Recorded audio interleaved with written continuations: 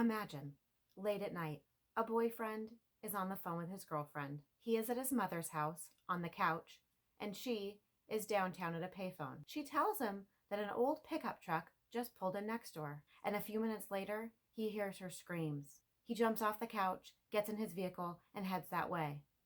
On his way, he sees the pickup truck. Inside is his girlfriend struggling and screaming his name. He immediately puts his car in reverse and turns around. But unfortunately, his car stalled out, and all he could do was watch the pickup truck and his girlfriend drive into the night. If you want to hear the theories and details surrounding this missing person case, then just keep listening. Hi, I'm Mindy. Welcome to the Missing Link channel. Every missing person case is just one missing link away from being solved. Hit that subscribe button so you'll be notified of our future videos and help us find that missing link. I remember hearing this case growing up on Unsolved Mysteries, and it really hit close to home. I grew up in Kansas City, and this case took place in Clinton, Missouri. My father's family was from various small towns in rural Missouri, not too far from Clinton. I remember spending a lot of time there when I was a kid, fishing with my grandfather, spending time with my cousins, playing with the farm kittens, and just sitting outside talking to family. Let's go back. Small town Missouri, 1991. Picture a small town scene in your mind. What do you envision? I see an old-fashioned main street with a square surrounded by brick buildings. People are friendly. Neighbors wave to each other, and they actually know each other, and they have for generations. Friday night football games are a huge event. They are attended by everyone in town as they cheer on their local football team. At night, you see thousands of stars in the night sky. Clinton, Missouri is that small, rural town. In 1991, the population was about 8,700. The missing person in this case is named Angela Marie Hammond. Who is Angie? She was born February 9th, 1971 in Kansas City to Chris and Marcia Hammond. She was their first child. Her parents later had a son named Lauren. When she was younger, I think about 4 years old, her parents relocated from Kansas City to Clinton, Missouri. They moved there to be closer to family. Clinton, Missouri is an hour 15, hour 20 from Kansas City, depending on what part of Kansas City you are coming from. Angie was outgoing and liked by everyone. At the time of her disappearance, she was 20 years old. She was petite and only 4'11" and weighing approximately between 120 and 140 pounds. She had brown hair and brown eyes. Her father, Chris, described her as a fun-loving girl who loved to be around people. Her best friend, Kyla, described her as intelligent, but said she knew how to have fun. There was never a dull moment around Angie. She was so energetic, and her positive attitude drew people towards her.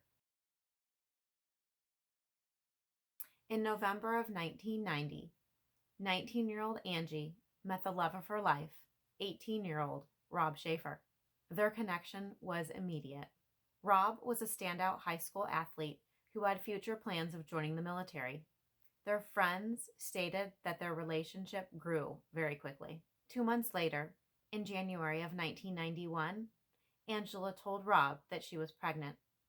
Rob was so thrilled with the news of becoming a father, and the two quickly became engaged.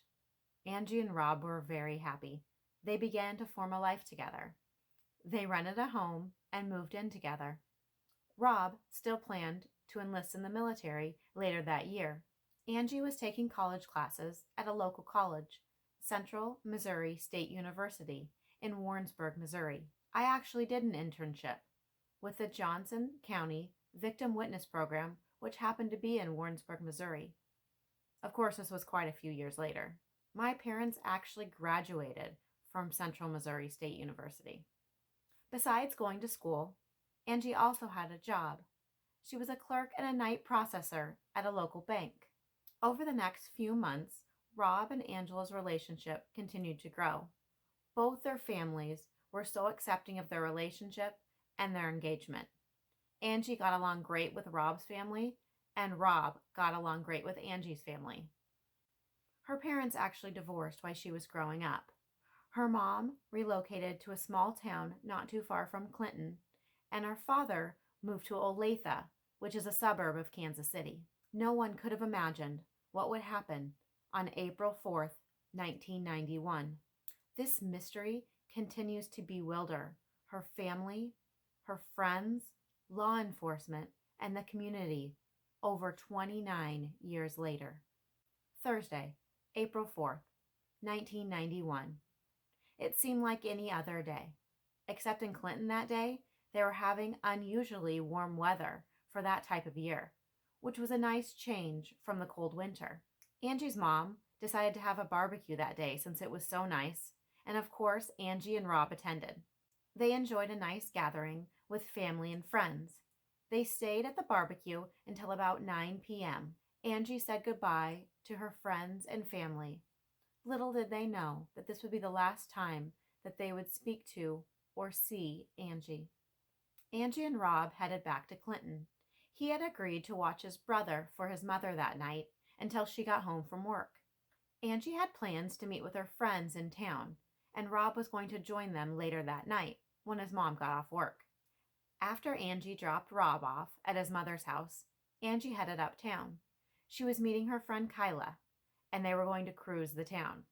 In a small town, the most popular evening activity is to cruise or drive the streets around town or the town square.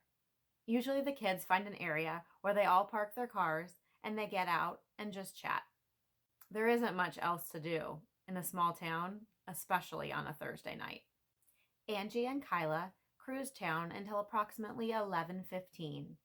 When Kyla left, Angie decided to call Rob. Remember, this was 1991, and cell phones were brand new, and hardly anyone owned one. Angie and Rob didn't even have a home phone, so she went to the local payphone to give Rob a call. She didn't want him to worry about her. She wanted to make sure that he knew that she was going to head home because she wanted to take a bath, and she didn't want him looking around town for her. Rob and Angie talked that night for quite a while, but their lives drastically changed about 11:45. Angie told Rob that an old, strange pickup truck was circling the block. No other cars or people were in sight. She thought the people in the vehicle might be lost. Rob asked for a description of the vehicle, and Angie told Rob that it was an old, green Ford F-150 pickup truck. At that moment, the driver of the pickup truck drove over to the payphones. There were 2 phone booths, and the driver went to the one next to Angie. He was only there for a little while, and then he headed back to his pickup. He grabbed out a flashlight and started looking in the interior of the pickup and on the ground surrounding the truck. Angie thought the other phone might have been out of order, so she asked the man if he needed to use the phone she was on, and he told her no. Rob asked if she recognized the man, and she told him no. She said he was a filthy, white man wearing coveralls, a dark baseball hat. He had glasses and a full beard with a mustache. All of a sudden, Angie let out a horrendous scream, one that I am sure haunts Rob to this day. He was only 7 blocks away, and he knew he had to help Angie, so he dropped the phone, left his brother, and headed to his vehicle. He knew he had to get there immediately, and thank goodness he knew exactly where Angie had called from.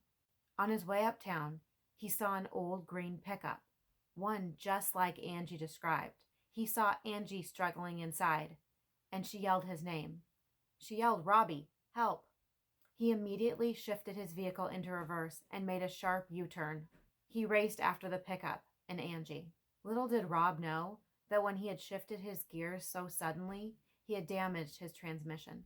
He was able to follow for a mile or 2, and then his car stalled out in the middle of the road, and all Rob could do was watch the pickup truck with Angie race away. Rob tried desperately to start his car again. When he realized it was hopeless, he immediately started running into town. Eventually, a passing car stopped to help Rob. They immediately drove Rob to the police station. It was just after midnight.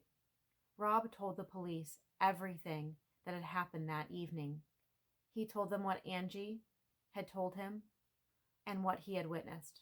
Rob told him the description that Angie gave him of the vehicle and the driver. Neither Angie nor Rob recognized the pickup truck or the driver. He most likely wasn't local. The pickup had a unique feature which would make it stick out and hopefully help find Angie. The rear window of the pickup had a decal of a fish jumping out of water, and it covered the entire back window. The truck possibly had a white top and damage to the left front fender. The truck was determined to be a late 1960s or early 1970s Ford F-150 pickup. Rob told the police that Angie was wearing a white blouse with black spots on it, black pants, and white sneakers. Rob told the police that Angie had a scar on her right upper lip and that she wore contact lenses. The Missouri Highway Patrol was given a description of the pickup truck, and they made a list of possible trucks that fit this description. This list yielded over 1,600 pickup trucks licensed in the state of Missouri that fit this description.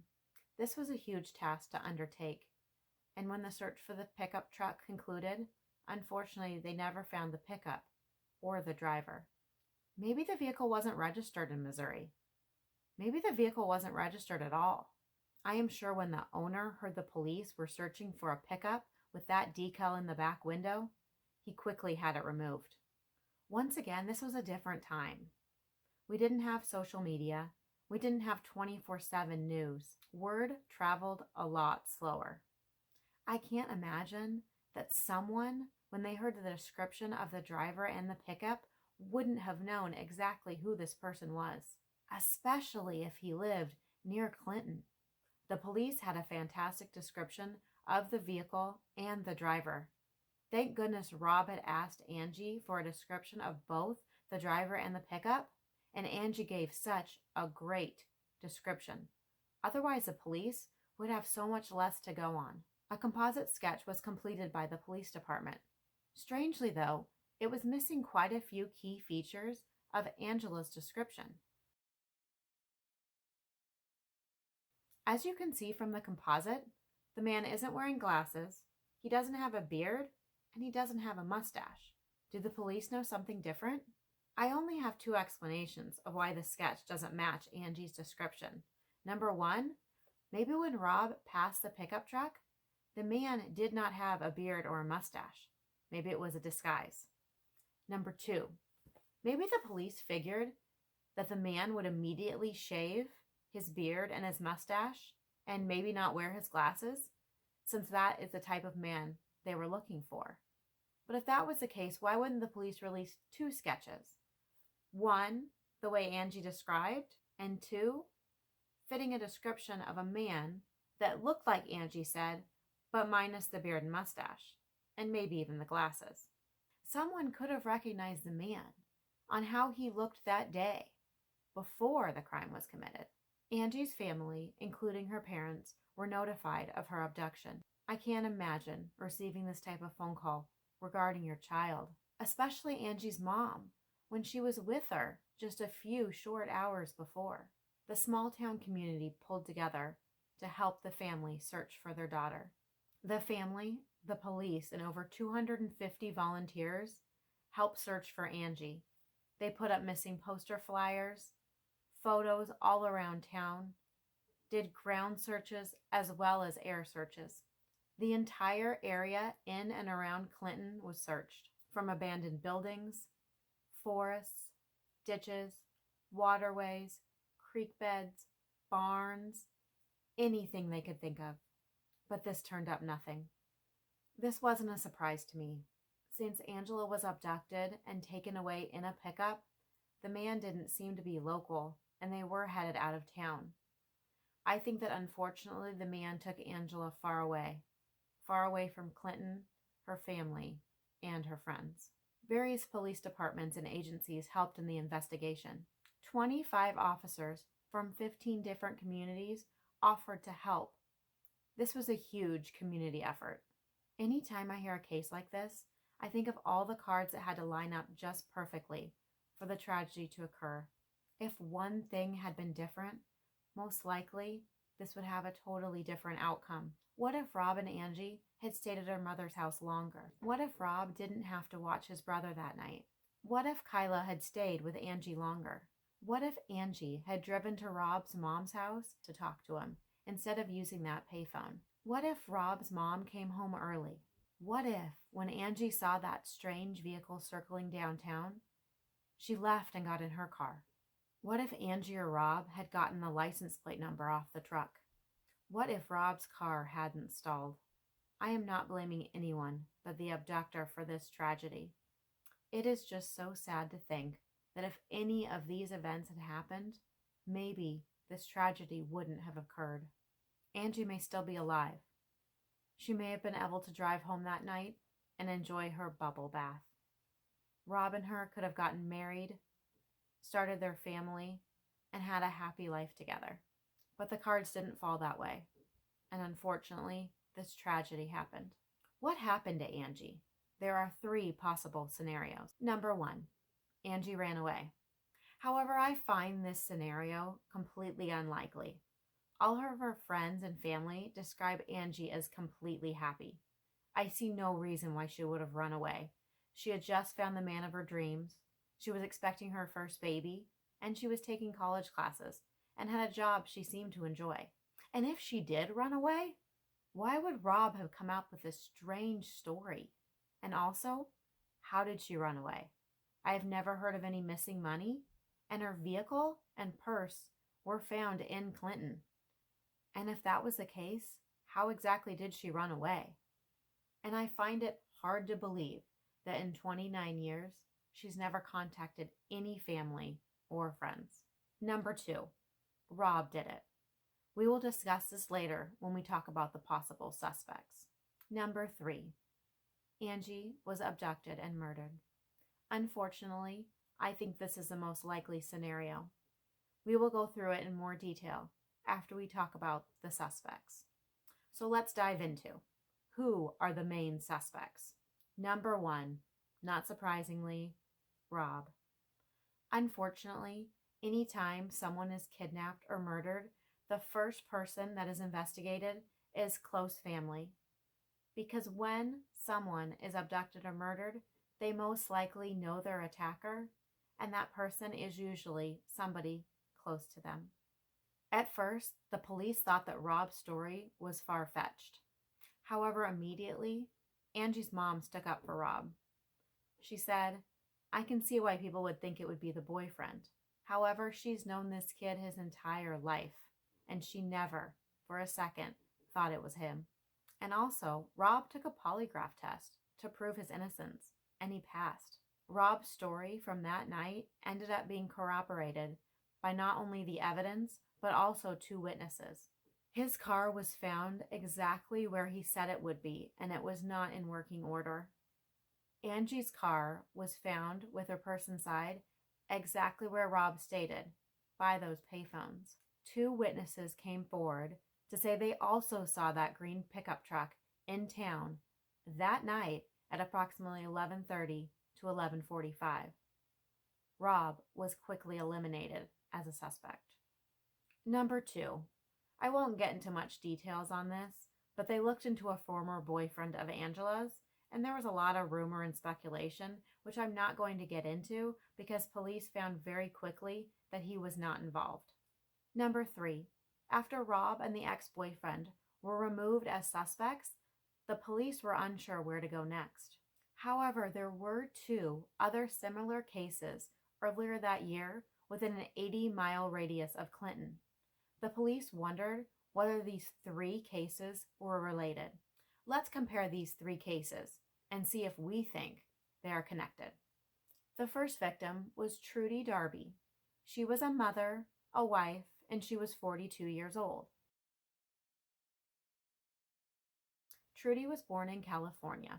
She was a clerk working the night shift at the K&D convenience store in Max Creek, Missouri, which is about 70 miles southeast of Clinton. Max Creek, Missouri is very small in population. It only had about 500 residents at that time. On Saturday, January 19th, 1991, Trudy was getting ready to close up the convenience store. She noticed 3 men lingering outside, and so she called her son. And she asked her son, Waylon, if he would be willing to come up to the convenience store and help her close up because she was nervous about these men. Of course, he said yes and headed that way. It took him about 10 minutes, but when he arrived, there was no one there. Trudy was nowhere around. These men were nowhere around. The register inside the store was open, and Trudy's coat was still inside. Her son did not believe that she left on her own, and the police also believed that she most likely was taken by these 3 men. 2 days later, a concerned citizen called the police and told them that on the night of Trudy's disappearance, he heard a gunshot down by the river near his house. And when he went to investigate, he found blood and hair by the gravel road. This location by the river was approximately 15 minutes from this convenience store. When the police arrived, they also found the blood and hair by the gravel road, and when they walked closer to the river, they also found a shell casing. This started a search, and later that day, by helicopter, Trudy's nude body was found in the river. She had been raped and was shot twice by a .38 caliber revolver. Police interviewed local sex offenders and various criminals in the area. The police believed that due to the location of where the body was found, that this murderer was local. However, the case soon went cold. The second victim was Cheryl and Kenney. She was 30 years old, a wife, and a mother of 2. And she was from Nevada, Missouri. And yes, the town is pronounced Nevada, Missouri. My grandmother even calls her state Missouri. Nevada is 70 miles southwest of Clinton and very similar in population. On Wednesday, February 27, 1991, Cheryl was working at the Quality Convenience Store in Nevada, Missouri. Cheryl was 5'6" or 5'7" and weighed approximately 117 pounds. That evening, she was wearing a blue pullover sweater, a blue denim jacket, blue jeans, and white LA Gear sneakers. She had brown hair with blonde tips and green eyes. She also wore glasses with tan frames. Cheryl's mother had recently died, and her father was extremely ill.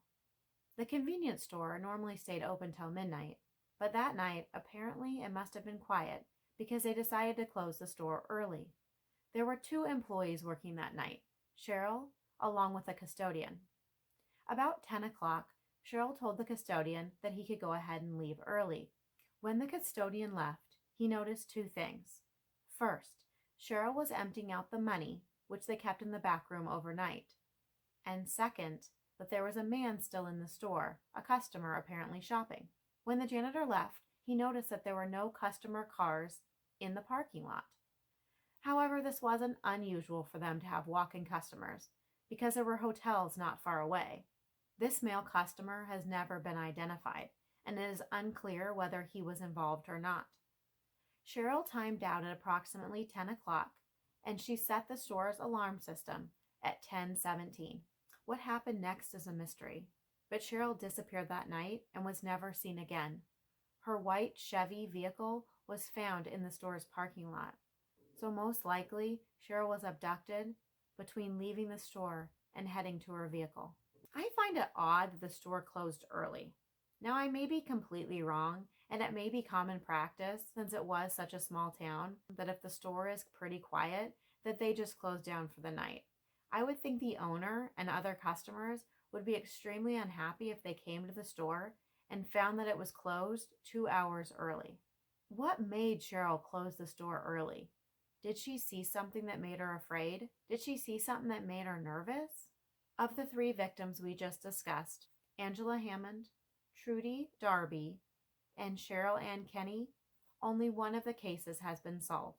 In 1994, 3 years after the crime, the case of Trudy Darby was solved. A 15-year-old. Yes, I said 15 years old. His name was Jesse Rush, and he bragged to at least 3 friends on 3 different occasions that he kidnapped and murdered Trudy. Thank goodness at least one of the friends was appalled with what Jesse had told him, and he went to the police. Rush later confessed and told police all the details of that evening. Let's go back.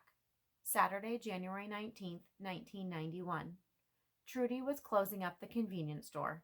However, there were 3 males outside who made her nervous. So she called her son to come to the store, and when the son arrived, she was gone.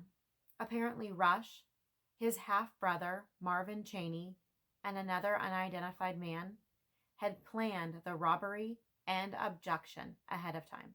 After Trudy got off the phone with her son, they entered the store. At gunpoint, they robbed the cash register of $220 and dragged Trudy out of the store. Trudy attempted to fight the men, but this was virtually impossible because it was 3 against 1. Rush stated that this enraged them, and they threw her in the trunk. They drove her to a local barn. They raped her, they beat her, and they shot her. But Trudy was a fighter, and this gunshot did not kill her. They put Trudy in the back of their car once again and drove to the river. But when they opened the trunk, they noticed that Trudy was still breathing. She was still alive. And so Rush claims that his half-brother, Marvin Cheney, shot her again, and then they threw her in the river.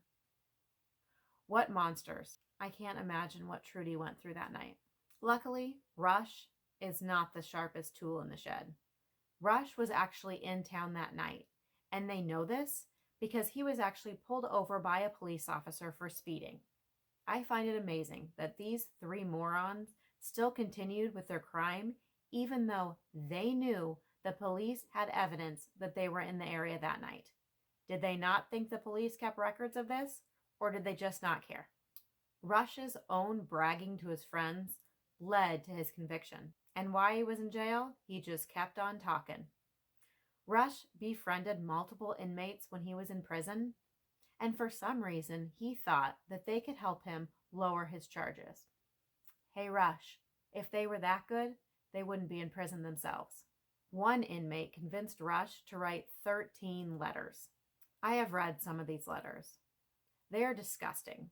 Rush is truly a monster. I plan to start a series on this channel called Monsters Among Us, and Jesse Rush would definitely be on that list. In the letters, he wrote what he wished he had done to Trudy. Some pretty disgusting stuff.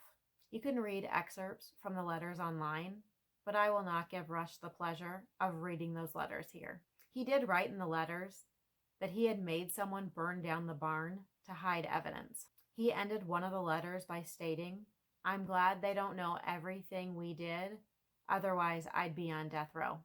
In other letters, he talked about other victims. He didn't talk about one victim, he talked about multiple victims. Of course, he called them effing bees. He talked about 2 other victims whose bodies had never been found because he dropped their bodies in such a remote location. Could he be referring to Angela and Cheryl?